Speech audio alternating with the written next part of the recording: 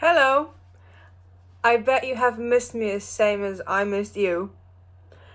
Even though we do not know each other in person, on behalf of Green Elephant Foundation, I would like to welcome you here again on our next meeting during an online course for the future entrepreneurs. With every meeting, we are closer and closer to become a businessman and businesswoman.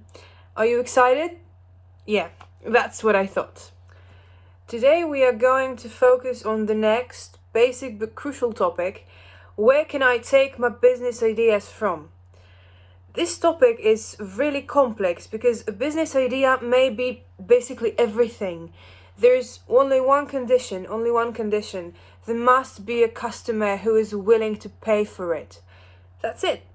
Easy peasy lemon squeezy, isn't it? The idea for a company can be based on one's own potential. For example, education, skills, occupation, professional experience from previous job, passions or favorite activities. When looking for an idea, it is also worth taking into account the material resources available. It may happen that someone owns some rooms, facilities, equipment, or machines that could be used for business. Another way is to look for a market niche. To this end, it is necessary to cautiously analyze and diagnose what unmet needs arise in a given market and what are the possibilities of meeting them. You can also look at the market from the perspective of your own unmet needs. However, there's a risk that the idea will turn out wrong because there are not enough people with the same need as ours for the business to stay alive. An example is the clothing shop for small children in a housing area mainly inhabited by retired people. You can successfully enter the market by offering a new or improved product or service.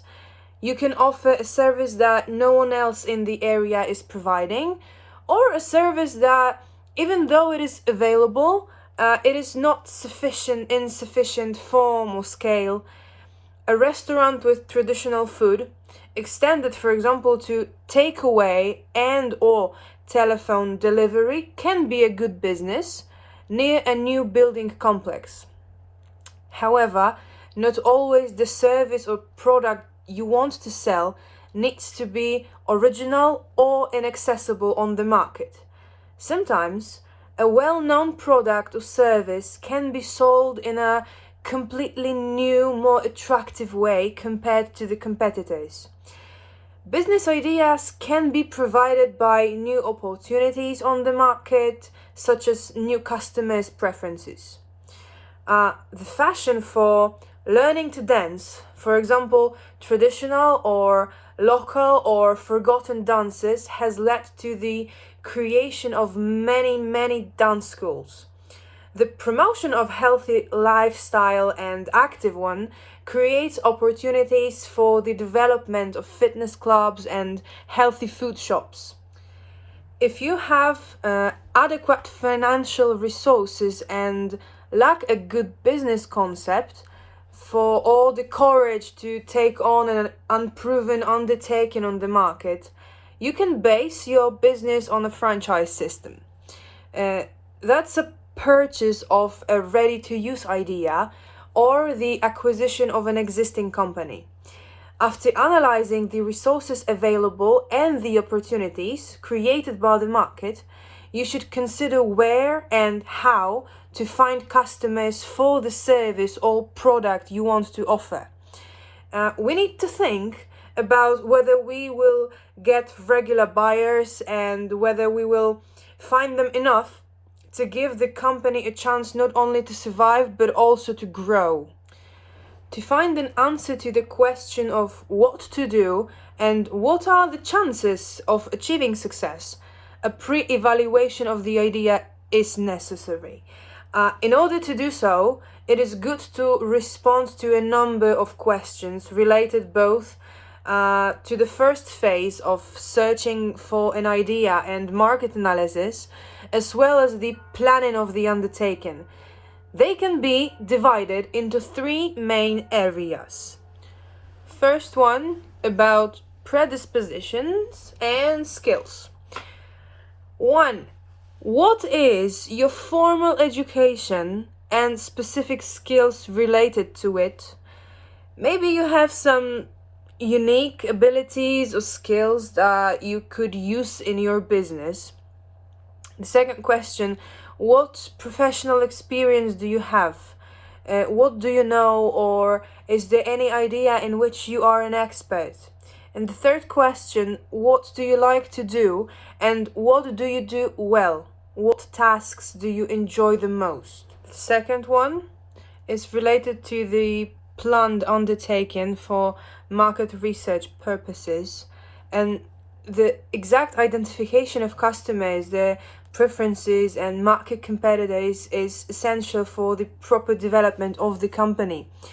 So what product, service do you want to provide? Is there a demand for it in the place where do you want to operate? Where will you operate? How big is the market? What is its structure? Will it be a housing estate, district, city, region, or maybe the whole country? Where is the company? Where will the company be located? Is it necessary to rent premises and adapt them to specific requirements? Who will your offer be addressed to? Who will the potential customers be? What do they do? How old are they? What is their financial situation? What are their needs? How they can be reached? How do you reach potential clients? What is the competition like? Are many companies with a similar profile located in the area you intended to do business? How large is the group of their customers? What is the offer? Is still a room for another company offering the same service? And 7, does the product or service you offer differ from those available on the market? Or what is its uniqueness? Or maybe you have hit a market niche and nobody else satisfies. Is the need still there, or is it insufficiently met? The third, concerning organizational and legal issues related to the ongoing economic activity. So, which organizational and legal form will be the most suitable for you? One-person business, civil partnership, or commercial law company? What will be the size of the planned undertaking? This determines, among others, the choice of the method of accounting for the company's income. What form of income taxation will be the most beneficial for you? Is the activity you will be carrying out subject to regulations? And if so, will you need permits before you can start a business? Where will you obtain funds for financing your business, startup capital, and subsequent development of the company? The next step is analyzing the idea. After defining the profile of the company and conducting a market analysis, is to draw up an estimate of the expenses that will have to be incurred before starting the business. Of course, these are very different and depend on the nature of the planned business.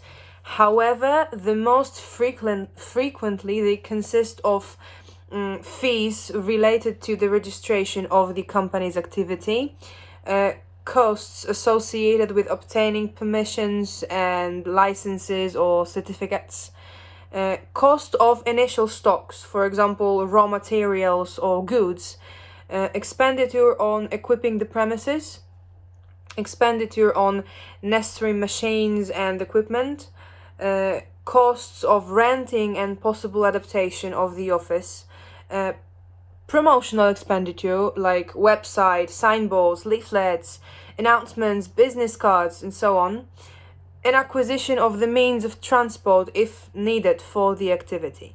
The next step should be to determine the costs of day-to-day operations, which are mainly made up of the following: contributions to compulsory social and health insurance, operation of the office location like rent, electricity or water charges, telephone and internet invoices, salaries if there are employees in the company, expenditure on promotion and advertising, legal and accounting services if the entrepreneur, for example, outsources this service, expenditure on goods, materials, and raw materials, depreciation of tangible fixed assets like seats or car or computer, expenditure on the operation of a company car, maybe costs of business trips,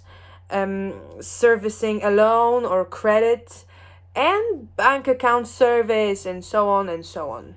With knowledge of the approximate startup and operating costs, it is possible to assess whether you have sufficient funds for the purpose, and if not, where and what loan should be applied for. The next step is to make a sales forecast, because only by knowing the costs of doing business and the estimated revenue, you can determine the break-even point. That is the answer to the question of whether the business will be profitable at all. When opening your own business, it is a good idea to have prepared for an action plan and a clear goal which the company should consistently strive for. The more reliable and accurate the answers to these questions are, the greater the chance of success of the planned undertaking.